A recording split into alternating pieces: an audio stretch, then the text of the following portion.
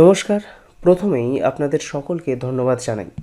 আপনারা যারা সাপোর্ট করছেন এবং ভবিষ্যতেও আপনারা পাশে থাকবেন, তাদেরকে আমার একদম হৃদয় থেকে ধন্যবাদ জানাই।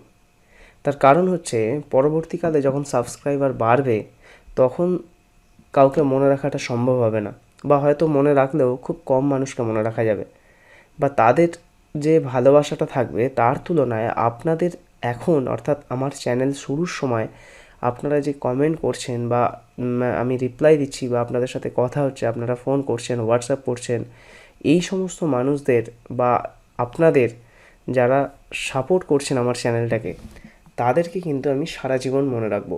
কারণ আমার চ্যানেলের শুরুতে বা গোড়ার সময় আপনারাই আমার পাশে থাকছেন। তাই সকলকে আবারও ধন্যবাদ জানাই।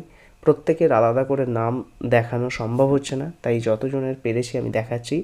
এর মানে এটা নয় যে বাকিদেরকে আমি ইগনোর করলাম বা বাকিদেরকে আমি ছোট করলাম, তা কিন্তু কখনোই নয়। আমি প্রত্যেককেই সম্মান জানাচ্ছি এবং আজকের খুব ইম্পর্ট্যান্ট একটা টপিক নিয়ে ভিডিও বানাচ্ছি।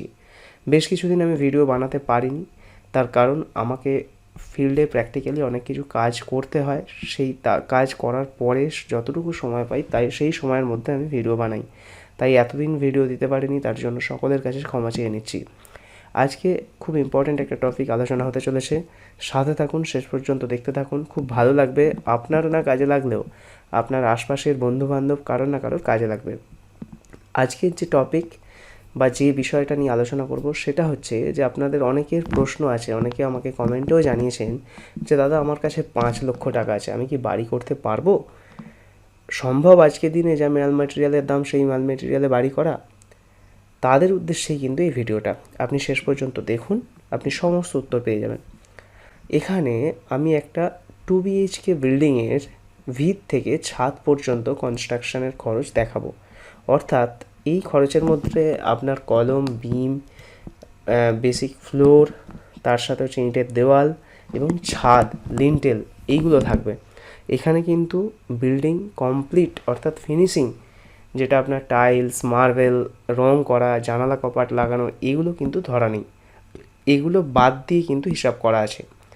এবার হচ্ছে এখানে প্রথমে আমরা প্ল্যানটা দেখব। প্ল্যানটা দেখুন। প্ল্যানেতে 2 বেডরুমের একটা বিল্ডিং করা আছে।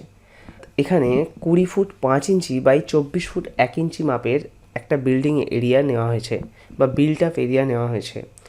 এর মধ্যে 2টো বেডরুম আছে। বেডরুমগুলোর মাপ দেওয়া আছে 11 ফুট বাই 9 ফুট। এটা স্ট্যান্ডার্ড হিসেবে ধরা আছে। যেহেতু আপনার এখানে খরচ কমানোর কথা বলা হয়েছে, তাই আপনি চাইলে হবে না যে আমার 12-14 ঘর চাই বা 11-13 ঘর চাই, বড় বড় ঘর চাই, সেটা কিন্তু হবে না। কারণ আপনার এখানে মিনিমাম খরচের মধ্যে করা হয়েছে। নেক্সট হচ্ছে যেটা, এই 2টো বেডরুমের সামনে একটা ডাইনিং এরিয়া থাকছে, যেটার মাপ 11 ফুট বাই 9 ফুট 4 ইঞ্চি।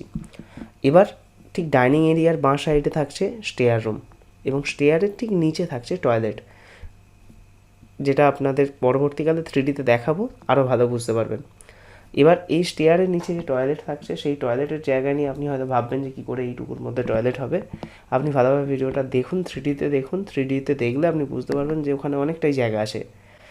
এবার যেটা ব্যাপার হচ্ছে যে আপনার এই বিল্ডিংটায় 9টা কলম ইউজ করা হয়েছে, একদম মিনিমাম। অর্থাৎ 9টা কলমের নিচে আপনি কলম ইউজ করে একটা 2 BHK রুম কোনোভাবেই করতে পারবেন না। এর নিচে আপনি কলম দিতে পারবেন না কোনোভাবেই, কারণ টোটাল প্রায় 500 স্কোয়ার ফিট এরিয়াটা ধরা আছে, এবং যে মাপ দেওয়া আছে তাতে 9টা কলম লাগবেই। এবার কলমে আমরা রড ইউজ করেছি 4টে করে 16 রড, একদম সিম্পল যেরকম আমরা ইউজ করি। আপনি চাইলে 12 দিতে পারেন, কিন্তু সেক্ষেত্রে আপনাকে 6টা করে রড দিতে হবে। কলমে কিভাবে রড দেওয়া হয় না হয় সেগুলো অন্য ভিডিওতে ডিটেলসে আলোচনা করব। আপাতত এই 5 লক্ষ টাকায় বাড়ি কীভাবে হবে সেটা নিয়ে আলোচনায় ফোকাস করা যাক। নেক্সট হচ্ছে যেটা, এবার আপনাকে 3Dতে দেখাবো। 3Dতে কীরকম লাগে দেখুন।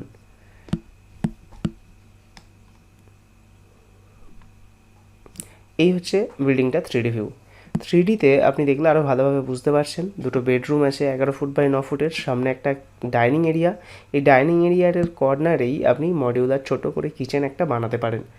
এখান দিয়ে মেন এন্ট্রান্সের পাশেই একটা কোয়ার্টার টার্ন স্টেয়ার থাকছে, অর্থাৎ সিঁড়িটা ঘুরে ঘুরে উঠছে। এবং সিঁড়ির নিচের এই যে অংশটা, আপনি হয়তো ভাববেন যে এটা ছোটো জায়গা, কিন্তু এই জায়গাটা অনেকটাই বড়। মানে অনেকটা বড় বলতে আপনার বিল্ডিংয়ের অনুযায়ী অনেকটা বড়।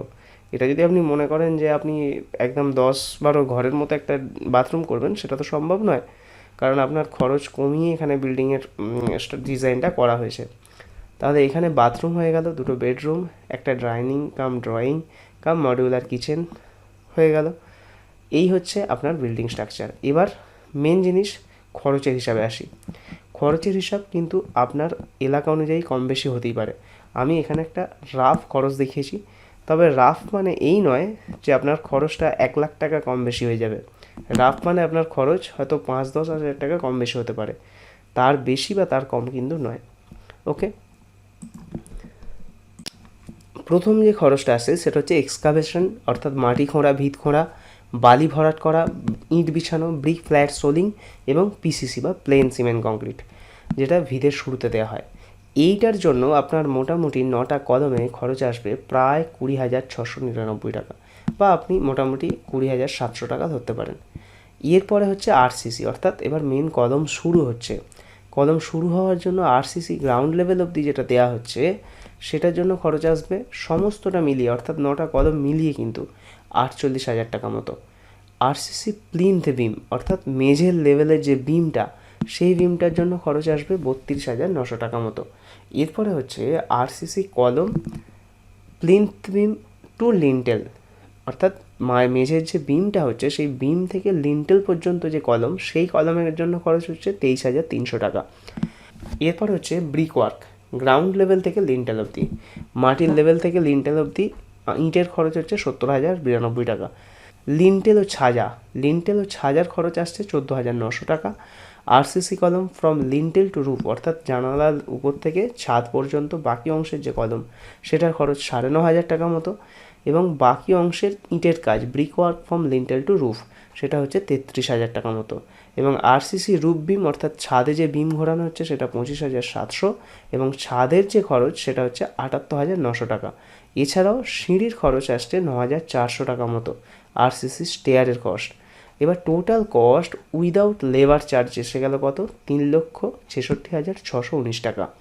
এর সঙ্গে 10% মাল মেটেরিয়াল ক্ষয়ক্ষতি তো হতেই পারে, নষ্ট হতে পারে বা ইট ভেঙে যেতে পারে, সেইটার জন্য 10% ওয়াস্টেজ মেটেরিয়াল ধরলে আরও 36,600 টাকা, এবং তার সঙ্গে লেবার চার্জ অ্যাপ্রক্স 150 টাকা পার স্কোয়ার ফিট হিসেবে ধরলে 500 স্কোয়ার ফিটে 75,000 টাকা হিসেবে ধরা হলো। তাহলে টোটাল এখানে আসছে 4,78,281 টাকা। আপনাকে এইভাবে কস্টের হিসাব দেওয়া আছে এই কারণেই আপনি বুঝতে পারবেন যে কত লেভেল অবধি বা কত দূর পর্যন্ত আপনি কত টাকা খরচ করে কাজটা করবেন, এতে আপনার কাজের সুবিধা হবে।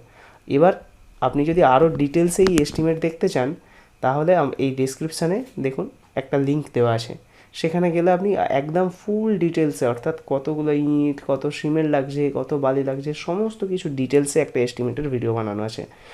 অনেক কষ্ট করে এই ভিডিওটা বানিয়েছি, আপনাকে রিকোয়েস্ট করবো এই ভিডিওটা আপনি একবার অবশ্যই দেখে আসুন, তাহলে আরও ভালো আইডিয়া পেয়ে যাবেন। আশা করি আপনাদের ভিডিওটা ভালো লেগেছে। অবশ্যই সাবস্ক্রাইব করবেন এবং পাশে থাকবেন। Thank you.